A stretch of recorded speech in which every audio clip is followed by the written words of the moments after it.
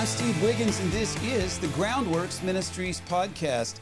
Now, today we're reading from the book of Acts, chapter 12, and let's focus on verses 21 through 24. So, on the appointed day, dressed in royal robes and seated on the throne, Herod delivered a public address to them. The populace began to shout, "It's the voice of a God and not of a man." And at once an angel of the Lord struck him, because he did not give the glory to God. And he became infected with worms and died. And then God's message flourished and multiplied. Now, reading today's chapter reminds me of an instance that I heard of involving a flight attendant and the boxer Muhammad Ali. Maybe you've heard of him. Known as much for his pride as his boxing skill, Ali was never at a loss for words. And moments before takeoff, a flight attendant once noticed that the champ had not fastened his seatbelt, and when she asked Ali to comply with the seatbelt rule, he snapped back, "Superman don't need no seatbelt." And then she replied, "Superman don't need no airplane either." Herod Agrippa I was the grandson of Herod the Great. As was the case with the other Herods, Agrippa I was devilishly sharp, overly proud of his wicked accomplishments. And a year earlier, a so-called Galilean insurgent named Jesus of Nazareth, he'd been executed on Passover. Jesus' death seems to have pleased the Romans and the Jewish leaders, and the Apostle James's death seemed to appeal to the populace of Jerusalem, who were most affected by the preaching of the apostles.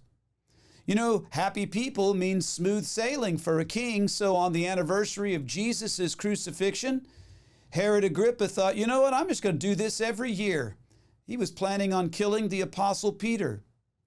And God turns Herod Agrippa's plans around.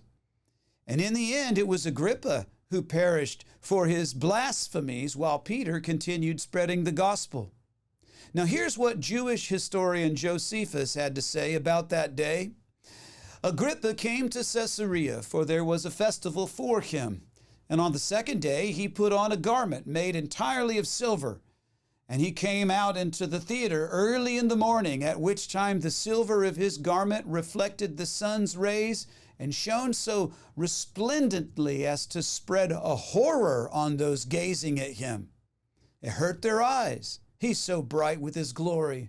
And immediately his flatterers exclaimed that he was a god, exclaiming, "Be merciful to us, for although till now we have reverenced you only as a man, henceforth we will regard you as superior to mortal nature." But the king neither rebuked them nor rejected their impious flattery. However, as he looked up, he saw an owl, and immediately understood that this bird was the messenger of ill tidings. And suddenly, violently, a severe pain arose in his stomach. Therefore, he looked at his friends and said, "I, whom you call a god, am commanded now to leave this life, while Providence thus reproves the lying words you just now said to me." And after 5 days, exhausted by stomach pain, he died, aged 53. Now, we may achieve great things and be admired, or even worshiped as great men and women, but one day we all must bow to the Lord. You might be a big king, but there is only one who is the King of Kings, and there is none great but God. I'm Steve Wiggins, and this is the Groundworks Ministries podcast.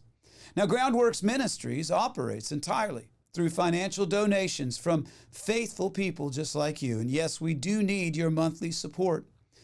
Donating is secure. It's easy at our website, groundworksministries.com.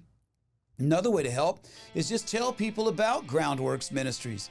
Share our podcast with friends and family and on your social media. If something that you read here has made you encouraged and you think, I think I know somebody that needs to see this, we'll send it to them.